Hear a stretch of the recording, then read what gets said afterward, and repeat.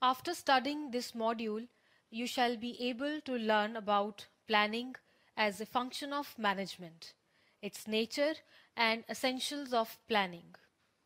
Identify steps in planning and understanding various types of planning such as corporate, functional, strategic, etc. Identify variety of plans in the organization such as standing and single-use plans. Learn about the concept of management by objectives MBO and appreciate that there are many ways of creating a policy and learn about different types of policies in the organization and how important the planning is. Planning is the determination of the future course of action to achieve the desired result. It is regarded as a decision-making activity in order to achieve goals, and decision-making is related with thinking of various alternatives and deciding out of various alternatives the best one to reach our goals. In other words, planning is to decide about the best course of action to be taken from all the available alternatives. Talking in terms of origination, manager decides what, how, when and by whom it is to be done. A proposed draft of planning is prepared in advance in detail with the help of procedures, programs, policies and budgets. Planning is the determination of the future course of action to achieve the desired result.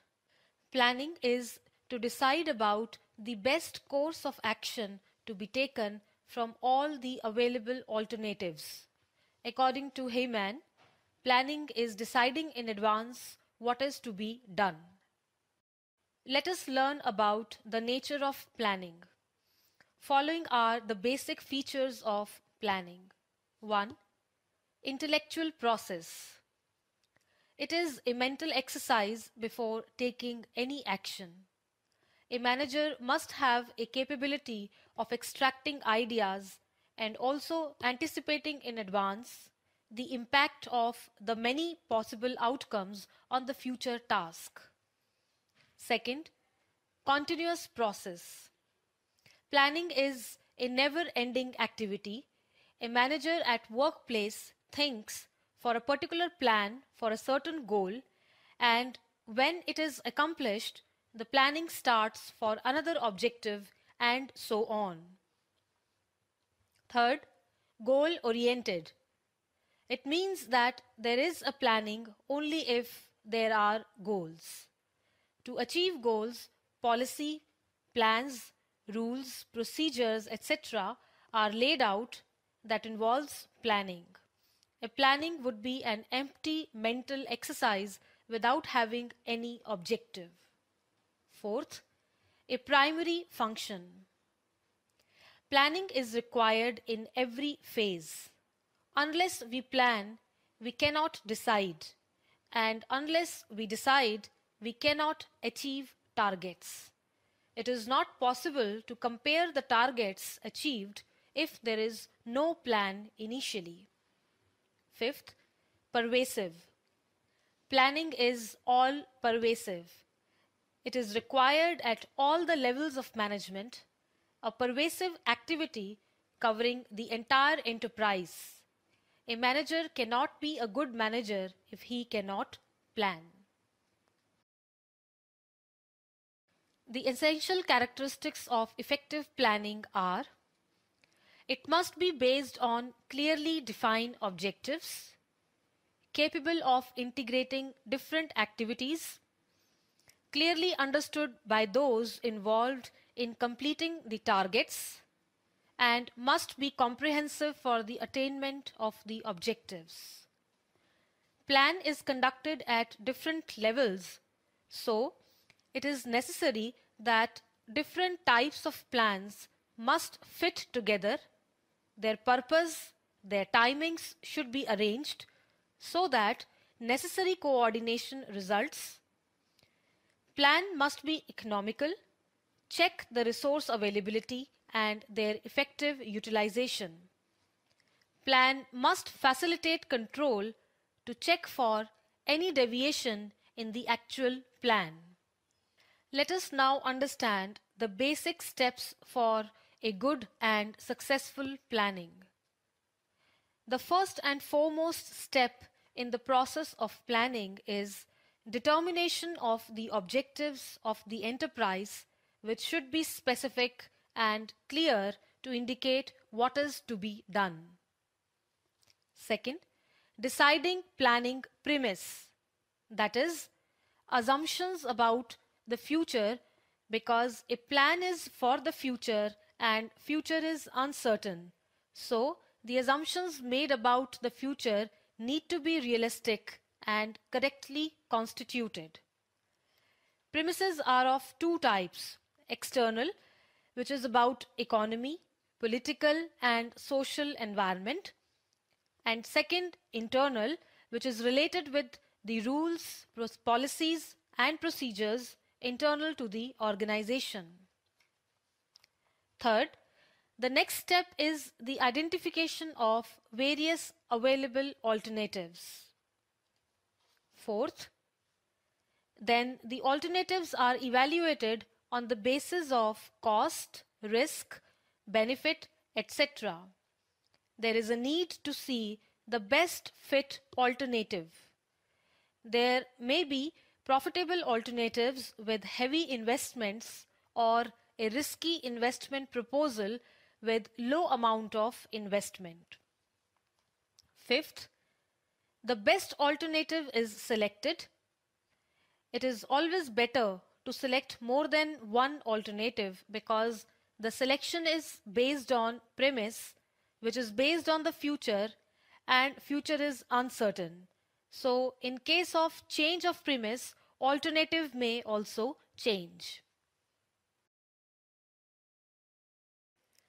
After learning about the basics of planning, we must make a note that planning can be of various types depending on the need of the organization. These are: 1. Corporate planning. A planning and determination of long-term objectives of entire corporate activities, including organizing the work, people, and to sustain so as to enable to attain these objectives. Second, functional planning. A planning related with functional departments such as finance, marketing, human relation, etc. of the organization. The activities of the departments are carried out on the basis of certain plans called functional area plans. This type of planning is a part of a corporate planning. Third, strategic planning. The top management plans for the growth rate in sales, business expansion, analysis of environmental factors, starting new lines of business, etc. is a long-term plan called a strategic planning. It includes a plan related to objectives, changes in the objectives of the organization, resources available for attaining objectives, and also policy changes for achieving the desired results. Fourth, operational planning. It is a short period plan of 1 year only that takes place at lower level of management at the time of execution. Such plan is related to every different department of the organization such as production, finance, marketing, etc. Fifth, short-term planning. A planning period ranging from 6 months to 1 year. They are also called as supportive plans that help to accomplish the main objective. This is done at lower levels of management. Sixth, long-term planning. Plans covering a period of more than 3 years is a long-term planning.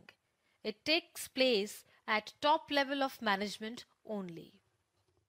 If we talk about strategic planning, it is a planning that defines the purpose, goals and methods that will be used to accomplish the defined goals, and this planning identifies the gap between where we are and where we want to reach in order to analyze the possibility of various avenues through which it is possible to achieve the set targets. In strategic decision making, three questions arises. One, what do we do? Second, for whom do we do it? And how do we excel? The basic components of this planning includes a clear entity's vision, mission, values and strategies. For example, the top management plans for the growth rate in sales, business expansion, analysis of environmental factors, starting new lines of business, etc. is a long-term plan, also called as a strategic plan. It includes a plan related to objectives, changes in the objectives of the organization, resources available for attaining those objectives, and also policies changes for achieving the desired results. After the formulation of objectives, the manager in the organization can effectively plan rules, regulations, policies, procedures, and he can then only supervise, motivate and direct the subordinates. It is only on the basis of the objectives defined, managers can control and check whether or not the desired objectives have been attained or not. Effective management is always a management by objectives, MBO. In this method, goals and activities are clearly and simply stated, which the managers and subordinates have to achieve, and these objectives would be used as a criteria for evaluating the performance of the subordinates. As results are to be evaluated in relation to the objectives, MBO is also called as management by results. The various advantages that MBO provides are unified planning, increased motivation, a basis for control, decentralization. It defines the performance of standards, improved performance due to the sense of involvement. In order to have MBO in the organization, the following steps are to be followed. One, we need to define the corporate objectives, that is the long-term objectives for the survival, growth and image of the company. Then defining sub-goals. It is defining short-term objectives keeping in view the attainment of the corporate objectives of the organization. These sub-goals are the goals of the different departments or functional areas to decide as to what they are expected to contribute in the organization. Then we need to know about the individual targets. The managers at different levels must have defined goals and it must match the qualification of the manager so as to get the desired result. Then we need to know about the periodical performance review. It is important to review the progress of the employees periodically, and feedback should also be given to the person concerned so as to motivate him to accomplish the corporate objective. Let's now highlight the fact that there are variety of plans. These are 1. Standing or repeated plans. Second, single-use plans. Standing plans. These plans are formulated by top management once for all, for repeated use or to be used again and again. It includes plans related to objectives, procedures, methods, rules, regulations and strategies. They have been explained further. Objectives. Objectives are the end result towards which all the activities are directed. They are also described as the end points or basis of planning. It is only on the basis of objectives defined, managers can control and check whether or not the desired objectives have been attained or not. Effective management is always management by objectives, MBO. The basic principles or essentials of a good policies are stated as follows. It must be simple and easy to understand, clear and definite. Policies must always, must be in a written form, though it can be oral also. Clear communication of policy to the followers who are going to implement it is must. Societal and national interest must not be affected by the policy.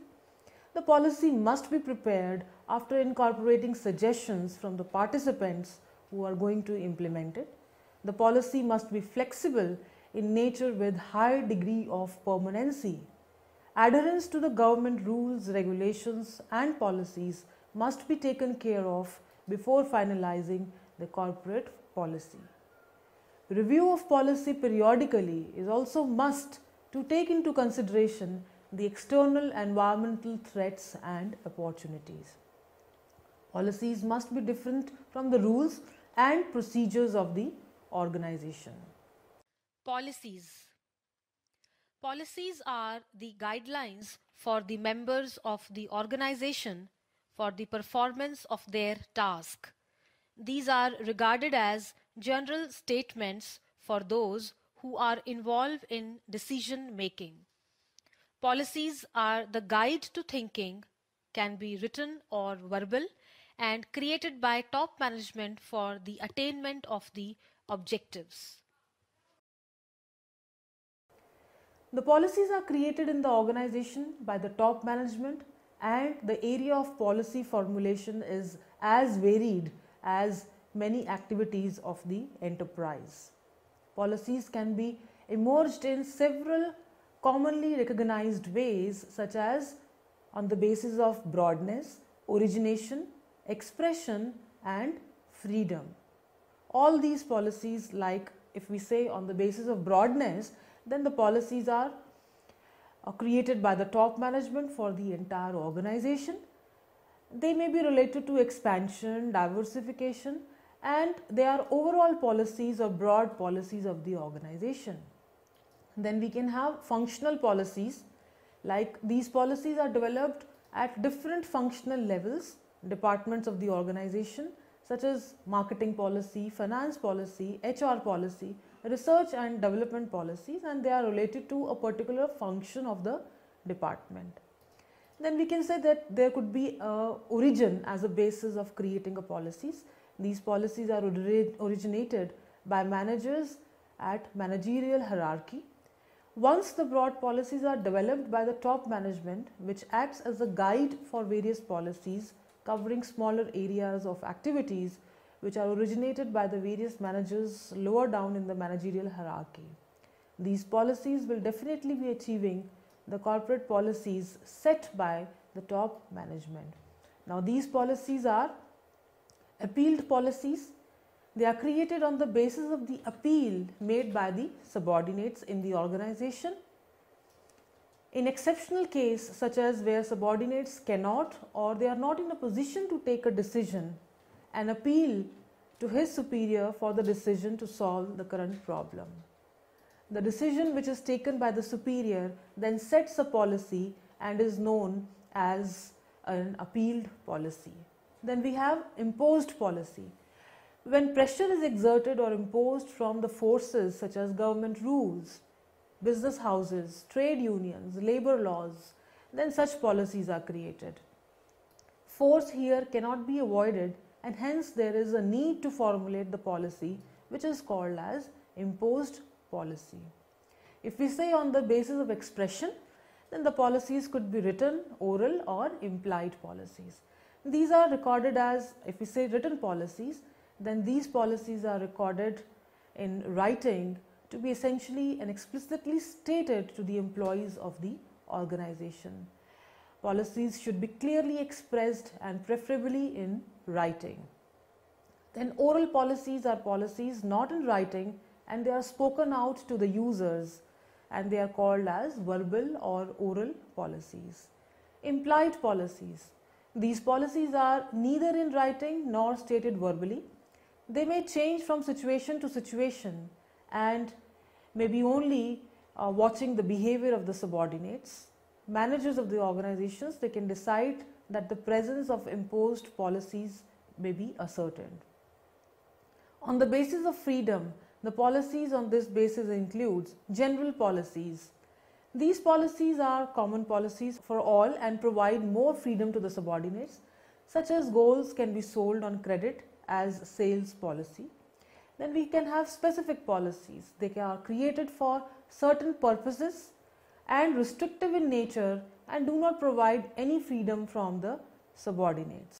Procedures. Procedure is a sequence of steps to attain the objectives. They are specific, unlike policies, which are broad guidelines. Procedures are guide to action, not a guide to thinking. Procedures are the chronological sequence in different areas to implement policies. Policies are directed towards objectives broadly, whereas procedures are set in different areas in the form of steps to attain the goals. Rules. Rules are specific type of standing plans. A rule does not specify the sequence of steps to be followed, though it is a guide to action. It is definite in nature, that is, it must provide a definite action to be taken or not taken in specific situation. Rules do not follow any procedure, rather they provide uniformity in action and everyone has to follow it. It also provides for rationality in the behavior of the manager. Strategy. A strategy is a plan of action or unified or integrated plan in order to achieve goals and objectives of the organization. It is a broad plan for bridging the gap between where the organization is today and where it has to go in the future. Strategy is regarded as a long-term objective that provides direction, leads to coordination, control, and optimum utilization of resources. It helps in facing the challenges of the dynamic environment that is comprised of threats and opportunities. After discussing about standing use plans, let us now move on to the single use plans. These plans are used for specific objective and time period only. Once the objective is achieved, plan lapses. These can in the form of budget, programs, and projects. Budget. A budget is prepared for the fixed time period and is a statistical estimate for future requirements. Budget can be a master budget. It can be related to production, sales, purchase, etc. The budget may be stated in terms of time, material, money, or other units necessary to perform the work. Program. A program is a plan within a broad or bigger plan for attaining the enterprise goal for a specific situation only. Once the goal is achieved for a specific task, it is not used again. For example, an expansion program for paper mill, which calls for preparing budget, creates policies, procedures, rules, etc. for this purpose. Once the purpose for expansion is fulfilled, the specific plans made for this purpose will be given up. Projects. A project is a part of the general program. It is directed towards the attainment of its objective. For example, a project of building a dam, launching a new product in the market, etc. A project manager is responsible for handling the entire project, such as formulation of programs, policies, budget, and setting up of ad hoc administrative setup for the completion of the project. Finally, we shall discuss the importance of planning. Planning contributes in the following ways. It focuses attention on objectives which need to be clearly defined to all those in the organization who are to implement it. It aims at utilizing optimally all the resources, human and non-human resources of the organization. Future uncertainties are reduced to great extent, though cannot be fully eliminated due to external environment impositions. Thus, planning helps in minimizing the risk of uncertainty to great extent. Efficiency at workplace also increases when everything moves in a planned way that accomplishes the organization goals within the available resources. Coordination at hierarchical level and in all the departments increases because functional area planning is done that has an ultimate aim of fulfilling the corporate objectives. Planning facilitates the decision-making process to select best alternative for the future out of the various alternatives available. Planning leads to control the performance on the basis of what is expected. Let us now summarize what we have learnt in this module. Planning is the determination of the future course of action to achieve the desired result. It is regarded as a decision-making activity in order to achieve goals, and decision-making is related with thinking of various alternatives and deciding out of the various alternatives the best one to reach to our goals. Planning is an intellectual, continuous, goal-oriented and all-pervasive and primary function. Planning must be based on clearly defined objectives capable of integrating different activities. The planning encompasses certain steps such as determination of objectives, deciding planning premise, finding and evaluating various alternatives, and selection of the best alternative. Planning can be of different types such as corporate planning, functional planning, strategies, operational, short-term and long-term planning. There are varieties of plans such as standing and single-use plans. Standing plans include objectives, policies, procedures, rules, and strategy. Single-use plans include budgets, programs, and projects. Effective management is management by objectives. Goals and activities are clearly and simply stated, which the manager and the subordinates have to achieve, and also these objectives would be used as a criteria for evaluating the performance of the subordinates. Policies are the guidelines for the members of the organization for the performance of their task. These are regarded as general statements for those who are involved in decision making. Policies on the basis of broadness include organizational policies and functional policies. Policies on the basis of origination are appealed and imposed policies. Expression-based policies are written or verbal policies and implied policies.